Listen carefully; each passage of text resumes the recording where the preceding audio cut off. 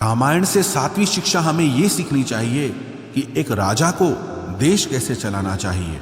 अपनी प्रजा के सुख के लिए प्रभु श्री राम ने अपने हर सुख का त्याग कर दिया। राम जी के पिता महाराज दशरथ ने उन्होंने अपने पुत्र का ही त्याग कर दिया। पूरा जीवन वो इसीलिए जीते रहे कि प्रजा को सुख मिले। जिस राजा के राज्य में लोग दुखी और परेशान रहते हो, उस राजा को कभी सफल राजा नहीं माना जा सकता, कभी सफल शासक नहीं माना जा सकता। लोगों के लिए जहां रहने को घर नहीं, खाने को भोजन नहीं, कमाने को व्यापार नहीं, लोग तड़प रहे हैं, परेशान हो रहे हैं और कोई उनकी सुनने वाला नहीं, तो ऐसे राजा को कभी भी एक सफल राजा नहीं माना जा सकता। इसलिए रामायण से जरूर सीखना चाहिए कि असली राजा वही है जो अपनी प्रजा को खुश रखता है। रामायण की 8वीं शिक्षा हमें यह सिखाती है कि माँ बाप की इज्जत करना प्रभु श्री राम से सीखना चाहिए। उनके राज्य अभिषेक की घोषणा हो चुकी थी कि अयोध्या के राजा कल प्रभु श्री राम बनेंगे, लेकिन रातों रात सब कुछ बदल गया। कैकेयी ने वरदान मांगा महाराज दशरथ से कि राम को वनवास मिले और मेरा पुत्र भरत अयोध्या का राजा बने। उन्होंने जरा सी भी शिकायत नहीं की कि आप तो मुझे राजा बनाने वाले थे और बनवासी बना रहे हो। बिना पिता के मुंह से कहे उस वचन को कैकेयी के मुंह से सुन के उसकी आज्ञा पालन करने के लिए तैयार हो गए। बनवासी की तरह 14 साल वन में बिताए, लेकिन अपने पिता को झुकने नहीं दिया। आजकल तो माँ बाप सिर पीटते हैं कि बच्चे सुनते ही नहीं हैं, जो काम बोलो हर बात उल्टी करते हैं। बच्चों की सोच ही अलग है और हमारी सोच ही अलग है। और तो और आजकल तो लोग अपने माँ बाप के साथ रहना भी नहीं चाहते।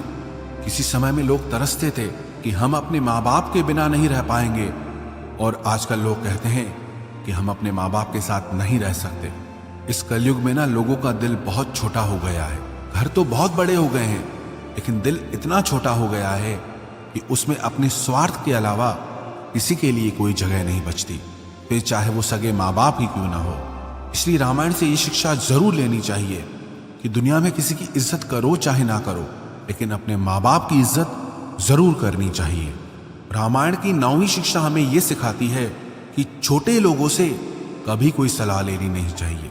कैकेयी की दासी थी मंथरा, जो कैकेयी अपने पुत्र भरत से भी ज्यादा प्रभु श्री राम से प्रेम करती थी, लेकिन मंथरा ने उनकी ऐसी बुद्धि फेर दी कि रातों रात राम को वनवास भेज दिया। जो छोटे लोग होते हैं ना, उनकी बुद्धि छोटी ही होती है।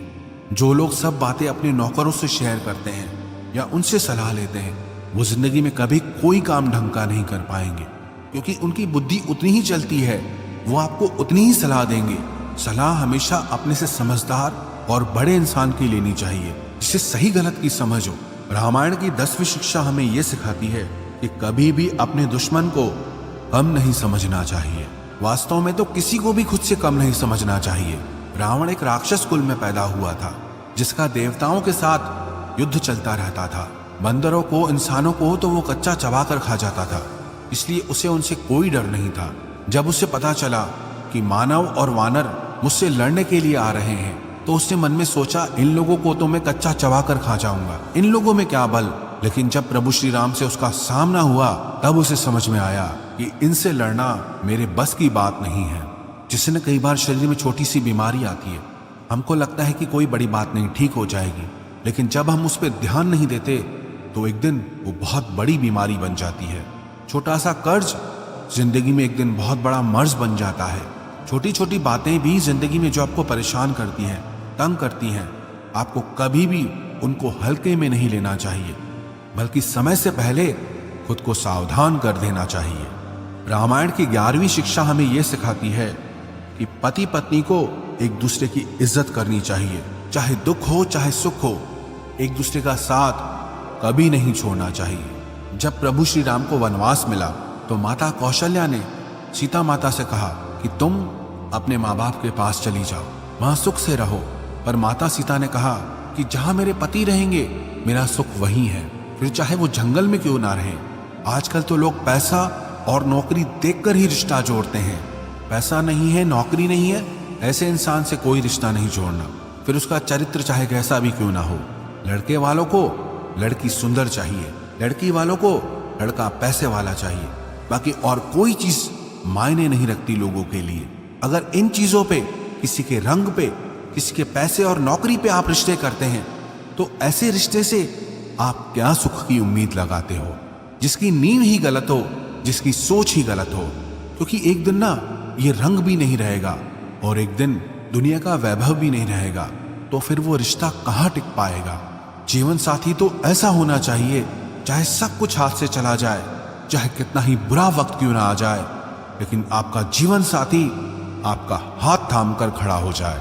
तो रिश्ते किसी के रूप और पैसों को देखकर नहीं छोड़ने चाहिए, बल्कि ये देखकर जोड़ना चाहिए कि वो हमारे सुख और दुख में कितना हमारा साथ देगा। रामायण की 12वीं शिक्षा हमें यह सिखाती है कि जो सच में हमारा भला चाहता है उसकी सलाह जरूर माननी चाहिए। रावण की पत्नी मंदोदरी बार बार रावण को शिक्षा देती थी कि जाओ सीता को वापस लौटा दो और राम जी से माफी मांग लो।